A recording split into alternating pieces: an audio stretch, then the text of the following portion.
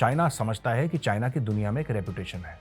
Directly China को कोई उंगली पॉइंट आउट नहीं कर सकता कि चाइना ने ये गलत काम करवाया। शाहीन बाग में कितने करोड़ों रुपए खर्च हो गए आज तक किसी को पता ही नहीं लगा। किसी को नहीं पता लगा शाहीन बाग में कितने करोड़ खर्च हो गए, क्योंकि रोज वहां पे हजारों लोग बैठे रहते थे, पूरी भीड़ रहती थी। कौन खिला रहा था उनको biryani? Somebody is paying for it, right? ये दिल की ये भलमनसाहत से तो नहीं होती नहीं ये सब चीजें। पाकिस्तान को लगता है कि एक और मौका है। जनरल जियाउल हक की famous policy, bleed India with 1000 cuts. Ziaul हक की पॉलिसी क्या थी दोस्तों? उसकी पॉलिसी ये थी कि एक साथ मत मारो, एक शरीर में 1000 छोटे छोटे कट लगाओ। जय हिंद दोस्तों, मैं हूं मेजर गौरव आर्य और आप देख रहे हैं चाणक्य डायलॉग्स। इस वीडियो को लाइक करिए, हमारे चैनल को सब्सक्राइब करिए, बेल आइकन दबाना बिल्कुल मत भूलिएगा। दोस्तों, उल्फा क्या है? United liberation front of Assam एक मिलिटेंट, एक टेररिस्ट आउटफिट थी जिसका मेन एम था सेपरेटिज्म, यानी कि असम को भारत से अलग करना। कई दशकों पहले ये ऑर्गेनाइजेशन सेटअप करी गई जिसमें कई लोग थे, लेकिन जो उनकी टॉप ब्रास थी उसने हाल ही में सरेंडर कर दिया। सरेंडर कर दिया किसके सामने? सरेंडर कर दिया भारत के होम मिनिस्टर और असम के चीफ मिनिस्टर के सामने और बोला कि हम मुख्य धारा से जुड़ना चाहते हैं। लेकिन Paresh Baruah, one of the founding members of ULFA, वो आज भी चीन के अंदर रह रहा है। चाइना म्यांमार के बीच में एक बॉर्डर एरिया है, वहां पे वो रहता है, लेकिन वो एरिया टेक्निकली चाइना के अंडर है। मैं आज आपको कहना चाहता हूं कि चाइना का भारत में आतंकवाद फैलाने में एक डायरेक्ट रोल है, यानी कि हथियार भेजो, पैसा भेजो, लोगों को इंडोक्ट्रिनेट करो, लोगों को आतंकवाद सिखाओ, और इस्तेमाल किसका करो? अपने पिछलग्गू पाकिस्तान का। दोस्तों, एक लेखक हैं राजीव भट्टाचार्य, उन्होंने किताब लिखी है ULFA, the mirage of dawn. इस किताब में उन्होंने कुछ ऐसी बातें लिखी हैं कि जो अब मैं आपको बताऊंगा और आपकी आंखें फटी की फटी रह जाएंगी। आप सोचेंगे बहुत से चल क्या रहा है, इसके ऊपर कभी किसी ने चर्चा क्यों नहीं करी? हार्पर कॉलिंस ने ये किताब छापी है, बहुत बड़ा नामी ग्रामी ग्लोबल एक पब्लिशर है हार्पर कॉलिंस, उसने किताब छापी और उसमें राजीव भट्टाचार्य जी ये कहते हैं कि साहब ये पूरा जो उल्फा का मामला है ना, पूरा का पूरा उल्फा का मामला, ये चाइना का फंडेड, नंबर 1 पहली चीज। चाइना ने पैसा दिया, चाइना ने फंड करा, लेकिन चाइना का काम किसने करा? पाकिस्तान ने। दोस्तों, यह कहानी है उल्फा के आतंकवादियों की, जिनको भारत से ले जाया गया म्यांमार और म्यांमार से ले जाया गया पाकिस्तान, और किस तरीके से पाकिस्तान में रहते हुए उनकी ट्रेनिंग की गई, उनको हथियार चलाने सिखाए गए, उनका इंडोक्ट्रिनेशन हुआ, उनको यह बताया कि हम आपके साथ हैं, असम को आप भारत से अलग करिए, उनको यह बोला कि नॉर्थ ईस्ट में और भी स्टेट्स हैं, आप उनको भी भारत से अलग करिए, हम आपका सपोर्ट करेंगे, आप बिल्कुल फिक्र मत करिए। आप जानना चाहते हैं कि इंडियन आर्मी किस तरीके से मूव करती है?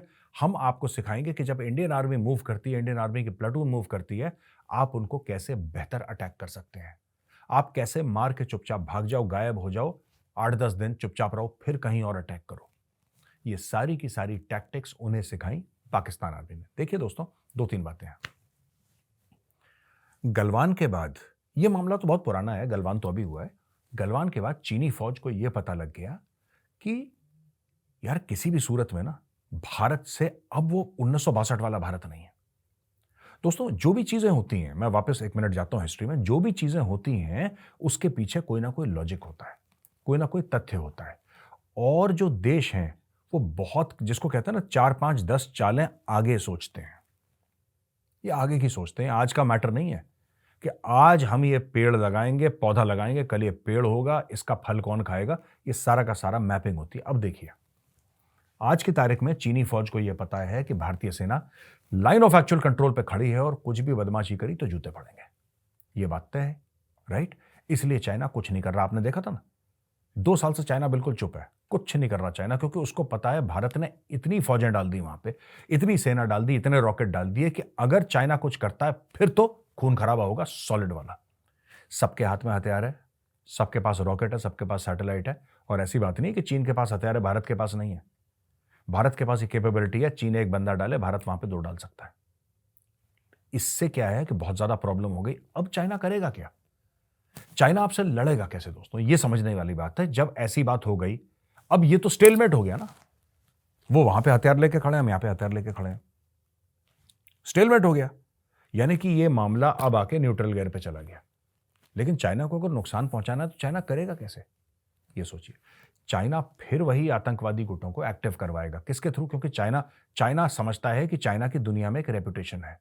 डायरेक्टली चाइना को कोई उंगली पॉइंट आउट नहीं कर सकता कि चाइना ने ये गलत काम करवाया। चाइना इसके लिए बड़ा एक जिसको कहते हैं ना, बड़ा अवेयर है अपनी सेल्फ रिस्पेक्ट को लेके। चाइना एक ऐसा देश है जो नहीं चाहता कि कोई उसके ऊपर उंगली उठाए कि चाइना ने ये गलत काम करा है, इलीगल काम करा है। गलत सारे काम करता है चाइना। तो चाइना ने अपने पिछलग्गू को इस काम पे लगाया। आज भी लगा रहा है, आज भी लगा रहा है। दोस्तों, डोंट बी सरप्राइज्ड। बिल्कुल आप आश्चर्यचकित मत हो जाना अगर कल आपको पता लगे कि कोई XYZ एजिटेशन, में किसी एजिटेशन का नाम नहीं ले रहा, XYZ एजिटेशन जिसके पीछे फॉरेन फंडिंग है। Don't be surprised. ऐसा हो नहीं सकता कि लोग महीने दर महीने कहीं पे बैठे। अरे उनके खाने पीने का खर्चा उठा कौन रहा है? वो कमा कैसे रहे हैं? हर एक बंदे के किसी का लोन होता है, किसी ने कुछ किसी से पैसे उधार लिए होते हैं, उसका बच्चा स्कूल में जाता है, उसका एक एक पूरा इकोसिस्टम होता है हर एक इंसान का। कोई बंदा कह रहा है कि मैं 6 महीने 1 साल प्रोटेस्ट के ऊपर बैठ रहा हूं, तो कोई ना कोई तो उसका खर्चा उठा रहा होगा। और ये खर्चा जब हजारों लोग होते हैं ना दोस्तों, हजारों लोग होते हैं, तो ये खर्चा कई 100 करोड़ में जाता है, कई 100 करोड़ में चला जाता है। गाड़ियों का तेल चाहिए आपको। अगर आप कोई भी ऐसी चीज करेंगे, हर चीज के ऊपर आपको पानी पिलाने से, खाना खिलाने से लेकर लोगों का आना जाना, किसी को वापस जाना है उसके लिए गाड़ी, कोई वापस आ रहा है उधर उसके लिए गाड़ी, हर एक चीज के लिए। मास्क पहने हैं आप, उसके लिए गाड़ी। आप जेसीबी लाना चाहते हैं, उसके लिए गाड़ी। हर एक चीज के लिए खर्चा करना पड़ेगा आपको। बिना खर्चे के कुछ नहीं होता भाई, कुछ नहीं होता। शाहीन बाग में कितने करोड़ों रुपए खर्च हो गए आज तक किसी को पता ही नहीं लगा। किसी को नहीं पता लगा शाहीन बाग में कितने करोड़ खर्च हो गए, क्योंकि रोज वहां पे हजारों लोग बैठे रहते थे, पूरी भीड़ रहती थी। कौन खिला रहा था उनको biryani? somebody is paying for it, right? ये दिल की ये भलमनसाहत से तो नहीं होती ना ये सब चीजें। तो ये चाइना करता है। अब मैं वापस आता हूं पाकिस्तान वाले एंगल पे। तो दोस्तों, स्टोरी ऐसी हुई कि पाकिस्तानी ISI ने कुछ उल्फा की लीडरशिप को उठाया, कुछ लोगों को उठाया और बोला कि चलो पाकिस्तान, हम तुम्हें ट्रेनिंग देते हैं। यह कहानी उनकी ट्रेनिंग की है। दोस्तों, इसकी जड़ कहां पे जाती है? आपको सबसे पहले जब भी कोई चीज होती है ना, आप ये पूछिए कि क्यों। किसने किया वो इंपॉर्टेंट नहीं है, उसने क्यों किया ये इंपॉर्टेंट है। अगर आपको क्यों पता लग गया, फिर सारे पत्ते आपके सामने खुल जाएंगे। बात है 1992 की, 90, 91, 92, वो वाला टाइम। वो वाला टाइम पूरी दुनिया के लिए बड़ा उथल पुथल वाला टाइम था। रूस, सोवियत रूस, एक सुपर पावर टूट रहा था और उसके 15 देश बन गए। वही वक्त था जब भारत में कश्मीर के अंदर आतंकवाद शुरू हो गया। वो वक्त था जब खालिस्तानी आतंकवादी बसों से हिंदुओं को निकाल निकाल के मार रहे थे पंजाब में। वो वक्त था जब भारत में एक स्थिर सरकार नहीं थी, एक मिलीजुली सरकार थी, कोalition की गवर्नमेंट थी। भारत में पॉलिटिकल, जिसको कहते हैं कि स्थिरता, उस वक्त नहीं थी। एक और बात, इंडियन आर्मी काफी हद तक बिजी थी ऑपरेशन पवन श्रीलंका में। माहौल आप समझ गए। Political uncertainty at the centre, मिलीजुली सरकार, इस पार्टी ने उसको सपोर्ट करा, ये प्रधानमंत्री बने, वो राष्ट्रपति बने, ये सब। तो दोस्तों, समझ गए ना माहौल। यानी कि राजनीतिक अस्थिरता सेंटर पे भारत में। ऑपरेशन पवन चल रहा श्रीलंका के साथ, वहां से रोज कैजुअलिटीज आ रही हैं। ठीक है जी। वहां पे कश्मीर में आतंकवाद खुल के सामने आ गया। रोज गोलियां, रोज रॉकेट चल रहे हैं वहां पे। पंजाब में खालिस्तानी आतंकी हिंदुओं के ऊपर रोज फायरिंग कर रहे हैं, मासूम लोगों को बसों से निकाल के मार रहे हैं। ये उन दिनों की बात है दोस्तों। पाकिस्तान को लगता है कि एक और मौका है। जनरल जियाउल हक की famous policy, bleed India with 1,000 cuts. Ziaul हक की पॉलिसी क्या थी दोस्तों? उसकी पॉलिसी ये थी कि एक साथ मत मारो, एक शरीर में 1000 छोटे छोटे कट लगाओ, छोटे छोटे घाव दो शरीर में। वो शरीर क्या था? वो शरीर था भारत। और जियाउल हक जो पाकिस्तान का डिक्टेटर था, उसने ये एक स्कीम बनाई, उसने पॉलिसी बनाई अंडर ऑपरेशन टोपाक। और ऑपरेशन टोपाक के तहत सबसे पहले वो अफगानिस्तान गए, जहां पे उन्होंने मुजाहिदीन खड़े करे, जहां पे उन्होंने सोवियत रूस के खिलाफ लड़ने के लिए अपने मदरसों से ये आतंकवादी पैदा करे। आज भी पाकिस्तान के मदरसों से आतंकवादी पैदा होते हैं। दूसरे लेवल पे वो आ गए कश्मीर। तो दोस्तों, ये एक माहौल था, ब्लीड इंडिया विद 1,000 कट्स। और इस 1,000 कट्स की पॉलिसी में हम पंजाब की बात करते हैं, हम कश्मीर की बात करते हैं। आज तक 1,000 कट्स को लेकर कभी किसी ने असम के बारे में बात करी? लेकिन दोस्तों ये कहानी असम की है। 91-92 में पाकिस्तानी आते हैं और उल्फा की लीडरशिप को ले जाते हैं पाकिस्तान, और वहां पे उनकी ट्रेनिंग हो जाती है शुरू। दोस्तों पहले तो होता है वहां पे पाकिस्तान में इनकी मीटिंग्स कि कैसे करेंगे, क्या करेंगे, लॉजिस्टिक्स कैसे होंगे, किसको कितना पैसा देना है, कौन मोटिवेटेड है, कौन अपनी जान पे खेल सकता है। तो दोस्तों ये ग्रुप्स हैं, मैंने इनके नाम यहां पे लिख रखे हैं। उल्फा, NDBFB, PLA, ये पीपल्स लिबरेशन आर्मी, ये भी नॉर्थ ईस्ट की है एक, ये वो वाला नहीं है चाइना वाला, ये दूसरी है PLA, और ATTF, ये सारे के सारे। तो कहने की बात है कि सिर्फ उल्फा नहीं, और भी आतंकी संगठन, मिलिटेंट संगठन नॉर्थ ईस्ट के, पूर्वी उत्तर भारत के, इनको ले जाया गया पाकिस्तान और इनको लगातार दर लगातार वहां पे इनकी ट्रेनिंग की गई दोस्तों। और इनका फोकस क्या था? बॉम्ब बनाना, सोफिस्टिकेटेड टेक्नोलॉजी इस्तेमाल करना, आईईडीज बनाना, किस तरीके से आप बूबी ट्रैप कर सकते हैं। मैं आपको छोटी सी बात बताता हूं, ये भी पाकिस्तान ने आतंकवादियों को सिखाया था कश्मीर में, और वही चीज इन्होंने इन लोगों को सिखाई। क्या है कि जैसे आर्मी ने एनकाउंटर करा किसी का, एक आतंकवादी को मार दिया, दोस्तों उन्होंने एक ट्रिक बताई है आतंकवादियों को, जिससे कि भारतीय सेना को या भारतीय सुरक्षा बलों को बहुत नुकसान पहुंचे। वो ट्रिक क्या थी, वो तरीका क्या था? वो सिंपल था कि जब आतंकवादी को यह लगे कि अब तो मैं मर गया हूं, लेकिन उसके अंदर ये जज्बा हो कि मुझे और लोगों को लेके मरना है, तो वो क्या करता था कि ग्रेनेड, अब ग्रेनेड समझिए, जैसे ग्रेनेड इतना बड़ा है, जैसे ग्रेनेड है, राइट? ग्रेनेड के अंदर एक पिन होती है जिसको निकालना पड़ता है, और एक लीवर होता है ग्रेनेड का। यानी कि ग्रेनेड की अगर आप पिन को निकाल दें और आप लीवर को दबाए रखें तो ग्रेनेड नहीं फटेगा, ग्रेनेड बिल्कुल भी नहीं फटेगा, ग्रेनेड सेफ है। हाँ, जब आप हाथों से वो लीवर छोड़ देंगे तब जाके वो नीचे जाके वो चोट पहुंचाता है और वहां पे बारूद फटता है और फिर जाके ग्रेनेड का एक्सप्लोजन होता है। तो ये सीक्वेंस ऑफ इवेंट्स है। इन्होंने ये सिखाया कि ग्रेनेड की पिन निकालो, और जब आपको पता है कि आप मरने वाले हो, अब आपकी सांसें कुछ कुछ सेकंड की रह गई हैं, ठीक है, तो आप ग्रेनेड से पिन निकालो और अपने शरीर के नीचे उसको दबा के मर जाओ, आप मर गए। अब जब सुरक्षाकर्मी आएंगे तो सुरक्षाकर्मी सबसे पहले देखेंगे, लाश को चेक करेंगे, और जैसे ही वो लाश को पलटेंगे तो जो उसका लीवर है, लीवर अलग से निकल जाएगा और ग्रेनेड फट जाएगा और 4-5 सुरक्षाकर्मी लेकर वो आतंकी मर जाएगा। आज की तारीख में पता है आपको कश्मीर में क्या करते हैं? जब आप देखते हैं कि ऐसे लेटा हुआ आतंकवादी या किसी भी रूप में लेटा हुआ है, तो उसके पैर में रस्सी बांध के पैर इसको दूर से खींचा जाता है। उसके पैर में, मरे हुए आतंकी के पैर में रस्सी बांध के थोड़े दूर तक उसको खींचते हैं कि उसकी बॉडी के नीचे कहीं आईईडी न लगाओ। तो ये सब चीजें उन्होंने सिखाई नॉर्थ ईस्ट के ग्रुप्स को। अगर मर ही रहे हो तो ये कर दो एंड में, ठीक है। और ये ट्रेनिंग कहां कहां हुई, अब मैं आपको ये बताता हूं दोस्तों। कुछ ट्रेनिंग हुई पाकिस्तान के अंदर, कुछ ट्रेनिंग हुई अफगानिस्तान के अंदर, और कुछ ट्रेनिंग हुई पाकिस्तान और अफगानिस्तान के बॉर्डर पे। यानी कि कुछ ट्रेनिंग हुई पेशावर, पेशावर यानी कि खैबर पख्तूनख्वा की कैपिटल, उसके पास कुछ ट्रेनिंग हुई। कुछ ट्रेनिंग हुई दर्रा आदम खेल। दर्रा आदम खेल भी पाकिस्तान में है, पेशावर से कुछ दूर है, और कहते हैं कि दुनिया का सबसे बड़ा आर्म्स मार्केट है, हथियारों का मार्केट। दर्रा आदम खेल की यह खासियत है कि आप उनको कोई भी हथियार दे देंगे, दुनिया का कैसा भी हथियार हो, स्मॉल आर्म्स में, पिस्टल, राइफल, मशीन गन, वो उसकी एग्जैक्ट कॉपी बना सकते हैं हफ्ते 10 दिन के अंदर और आपको दे सकते हैं। दर्रा आदम खेल इसने जोर तब पकड़ा जब वहां पे सोवियत वेपन्स आना शुरू हो गए, क्योंकि बगल में जंग चल रही थी अफगानिस्तान में, वहां पे सोवियत फौजें थी। मैं बात 1979 और 1989 की कर रहा हूं। तो दर्रा आदम खेल में इनकी ट्रेनिंग दी गई। और तीसरी ट्रेनिंग दी गई कंधार। दोस्तों कंधार में क्या था, कंधार क्यों इंपॉर्टेंट है? Kandahar is the spiritual home of the Taliban. और जब IC-814 भारत के प्लेन की हाईजैकिंग हुई थी तो प्लेन कहां पे गया था? कंधार, ठीक है। कंधार जो है that is very very important both from an emotional perspective and a strategic perspective.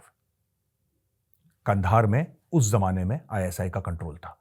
ये लोग कंधार ले गए क्योंकि वो बोल सकते थे कि वहां पे तो गृह युद्ध चल रहा है, हमारा क्या लेने देना, हम जानते ही नहीं वहां पे क्या हो रहा है, और वी आर पाकिस्तानी, हमें क्या पता कि अफगानिस्तान में क्या चल रहा है। इसलिए उन्होंने कुछ ट्रेनिंग उनकी वहां पर भी करवाई दोस्तों। अब देखिए 100 से ज्यादा लोगों को ये लोग ले गए वहां पे, और इनकी ट्रेनिंग के मॉड्यूल्स होते थे। इनके ट्रेनिंग के मॉड्यूल्स थे 17 दिन से लेकर 3 महीना, यानी कि 17 दिन से लेकर टोटल 90 दिन की ट्रेनिंग सबने पाई। और खास तौर से इनको बॉम्ब बनाना, आईडी बनाना, रिमोट कंट्रोल बॉम्ब बनाना, किस तरीके से एम्बुश करना है, किस तरीके से भाग जाना है, किस तरीके से वहां पे यानी कि नॉर्थ ईस्ट में आतंकवादी गतिविधियां वहां पे फैलानी है। और चीनियों की मदद लेके दोस्तों इनको यह भी सिखाया गया कि बॉस आपको किस तरीके से लोगों को इंडोक्ट्रिनेट करना है, लोगों के दिमाग में जहर कैसे भरना है भारत के खिलाफ। उसका लिटरेचर वहां पे बांटा गया कि आप जाइए और लोगों के बीच में लिटरेचर बांटिए, लोगों के बीच में ये पैम्फलेट बांटिए और भारत के खिलाफ वहां पे जहर उगलिए कि और लोग आतंकी बने। ये सारा पाकिस्तान का गेम प्लान था दोस्तों। और इसमें शामिल थे, आप बड़े सरप्राइज्ड होंगे, बाद में वो आईएसआई के चीफ बने और बाद में वो बने पाकिस्तान के आर्मी चीफ भी, आईएसआई चीफ भी बने, आर्मी चीफ भी बने। उनका नाम था लेफ्टिनेंट जनरल अशफाक परवेज कयानी। अशफाक परवेज कयानी वो बंदा था आईएसआई की तरफ से जिसने पूरा का पूरा ये मैटर सॉर्ट आउट करा, जिसने पूरा का पूरा ये मामला देखा कि किस तरीके से भारत से लेकर आओ म्यांमार, म्यांमार से लेकर आओ पाकिस्तान, पाकिस्तान से लेकर आओ इनको अफगानिस्तान, ये पूरा इकोसिस्टम बनाया लेफ्टिनेंट जनरल अशफाक परवेज कयानी ने। आज की तारीख में अशफाक परवेज कयानी रिटायर हो गए हैं। आज की तारीख में अशफाक परवेज कयानी ऑस्ट्रेलिया में रह रहे हैं। उन्होंने एक टापू खरीदा है, एक आइलैंड खरीदा है, एक जजीरा खरीदा है। इतना पैसा उस आदमी के पास और उसने पूरा का पूरा मामला ये वहां पे सेट करा है। अशफाक परवेज कयानी वही था जो कि पाकिस्तान का आर्मी चीफ था जब नेवी सील्स ने ओसामा बिन लादेन को मारा था। और लोगों का कहना है कि ओसामा बिन लादेन को धोखा देने वाला अशफाक परवेज कयानी था, क्योंकि अमेरिकन ने $25 मिलियन का अवार्ड रखा था ओसामा बिन लादेन के सर पे, जिंदा या मुर्दा। और लोग कहते हैं पाकिस्तान के अंदर कि वो अवार्ड क्लेम करा general Ashfaq Parvez Kayani, chief of army staff of the Pakistan army. तो दोस्तों ये आज का जो पूरा द चाणक्य डायलॉग्स था, मैं चाह रहा था आपको ये बात बताऊं इस किताब के बारे में। और ये जो किताब है ये दर्शाती है किस तरीके से भारत दुश्मनों से घिरा हुआ है। एक तरफ चीन, एक तरफ पाकिस्तान। इनमें इतनी हिम्मत नहीं कि आमने सामने ये ठाठा करें भारत के साथ, लड़ लो सामने नहीं। तो ये ऐसे काम करते हैं, राइट। किसी डिजिटल न्यूज ऑर्गेनाइजेशन को पैसे देने, किसी मीडिया हाउस को पैसे देने। कैसे देते हैं आप मीडिया हाउस को पैसे? आप देते हैं अपने प्रोडक्ट की एड चला के। मीडिया हाउस का रेवेन्यू ऐड होता है, ये चाइनीज करते हैं, राइट। और फिर ये पाकिस्तान की मदद लेके पूरे इकोसिस्टम में जहर डालते हैं। ये किताब आप जरूर पढ़िएगा, आपको बहुत मजा आएगा दोस्तों। इस किताब में मैं पूरा पाकिस्तान का कच्चा चिट्ठा, जिसको कहते हैं ना, नाम, लोकेशन, सब कुछ बताई है। तब आपको पता लगेगा कि कितना खतरनाक है और दुश्मन किस तरीके से फायदा उठाने की कोशिश करता है जो हमारी कुछ मजबूरियां हैं, हमारी कुछ प्रॉब्लम्स हैं। यहां पे हमारा वीडियो खत्म होता है दोस्तों और अब हम आते हैं क्वेश्चन एंड आंसर्स पर। पहला सवाल है आनंद व्यास जी का। वो कहते हैं साहब कि चाइना तो रशिया से भी बुरा है, फिर भी पूरा विश्व जो है चाइना को सपोर्ट कर रहा है। हमें सवाल पूछना चाहिए, रशिया से बुरा कैसे? रशिया दोस्त है हमारा यार, रशिया कैसे बुरा हो गया? मुझे बात समझ में नहीं आई। और चाइना को क्यों लोग सपोर्ट करते हैं? सपोर्ट नहीं कर रहे, चाइना उनकी मजबूरी है, क्योंकि हर चीज चाइना में बन रही है। आज एप्पल फोन अगर चाइना और भारत में ना बने और अमेरिका में बने तो जो आपको 1.5 लाख का एप्पल फोन मिल रहा है, 2 लाख का मिल रहा है, वही एप्पल फोन आपको 10 लाख रुपए का मिलेगा, क्योंकि वहां पे जो लेबर का रेट है वो बहुत ज्यादा है। जाहिर सी बात है, लोग प्रेफर करते हैं चाइना को, और अब चाइना को प्रेफरेंस खत्म हो रहा है और भारत की ओर प्रेफरेंस आ रहा है। पर लेकिन जो आपने रूस के बारे में कहा, इस बात से मैं अग्री नहीं करता हूं आनंद जी। प्रखर श्रीवास्तव, जय हिंद सर। जय हिंद प्रखर जी। ये प्रखर्ष हैं कानपुर उत्तर प्रदेश से। हमें कितना समय लगेगा भारत को permanent member of United Nation Security Council? अच्छा, net security provider in Indian ocean region, IOR और ये सब। देखिए, इसमें मैं नहीं बता सकता कि कब तक हो जाएगा, इसमें कोई नहीं बता सकता। मुझे लगता है अगर किसी को कुछ आइडिया है तो डॉक्टर जयशंकर को, और डॉक्टर जयशंकर के अलावा मोदी जी को होगा आइडिया। मुझे लगता नहीं है कि किसी और को पता होगा, तो ये कहना बहुत मुश्किल है। लेकिन हाँ, 5th लार्जेस्ट इकोनॉमी है, वर्ल्ड की लार्जेस्ट पॉपुलेशन है, 4th लार्जेस्ट स्टॉक मार्केट है, और जैसा आपने बिल्कुल सही बताया, agree with you, Indian ocean region IOR में नेट सिक्योरिटी प्रोवाइडर, दुनिया भर की मदद करना, वैक्सीन पहुंचाना, हर जो प्राकृतिक आपदा है उसमें सबसे आगे खड़े होना, सबसे आगे लोगों की मदद करना। मुझे लगता है कि ये चीन की हट है, चीन की स्टबननेस है, जिसकी वजह से भारत वहां पे नहीं आ रहा, वरना बाकी सारे के सारे देश, शामिल रशिया, यूके, यूएस, फ्रांस, सब चाहते हैं। लेकिन उनके कानून ऐसे हैं कि भाई, everybody should be this thing agreeing और इन अग्रीमेंट, परमानेंट मेंबर्स, तभी जाके कोई अंदर आ सकता है। तो फिर चाइना के ऊपर प्रेशर डालने वाली बात है। ज्ञानदीप सिंह जी हैं, ये कहते हैं कि जैन मेजर साहब, Jain Gyandeep ji, our army is upgrading the UB area, Uttar Bharat area की बात कर रहे हैं, to a full fledged corps. Please give info about how this action is done, some info about different areas. देखिए, ये अभी इट्स टू सून, इसमें कई साल लग जाएंगे, ऐसे नहीं होता है। तो इसमें क्या होता है, इसेंशियली जो स्टैटिक कोर है ना, या कोई एक जगह उनका कोई खास काम है, अब आप उनको एक प्रॉपर कोर की तरह, तो इसमें एट एवरी सिंगल लेवल आपका इलाका क्या होगा, आपका एओआर क्या होगा, यानी कि एरिया ऑफ रिस्पॉन्सिबिलिटी, राइट, कौन सी यूनिट्स आएंगी, कैसे फॉर्मेशन आएंगे, कैसे ऑपरेशंस करेंगे। तो ये आज की तारीख में कहना कि यूबी एरिया को बना दिया उन्होंने कोर और फिर ये कैसे होगा, बताइए, ये बड़ा लंबा प्रोसेस है। लेकिन इसके बारे में मैं आपको एक चीज जरूर बताना चाहूंगा कि ये दर्शाता है वो बात about which I am personally very proud, कि भारत ने ये जो चाइनीज थ्रेट है ना, they have decided to take it head on. ये चीज दर्शाती है, यानी कि we are committing more troops, more weapons, more platforms to the line of actual control. ये कैसे होगा, ये it's a very very long exercise, it's a very big exercise. इसमें पैसे का खर्चा है, इसमें मैन पावर, ये बहुत बड़ी चीज है जो हो रही है। और मुझे लगता है कि मीडिया ने इसको वो कवरेज नहीं दिया जो मीडिया को देना चाहिए था। But I would like to thank you for asking this question, it's a very very pertinent question. बहुत बहुत धन्यवाद दोस्तों वीडियो देखने के लिए। अगर वीडियो पसंद आए तो उस वीडियो को लाइक करिए, हमारे चैनल को सब्सक्राइब करिए, बेल आइकन दबाना बिल्कुल मत भूलिएगा। जय हिंद, वंदे मातरम, भारत माता की जय।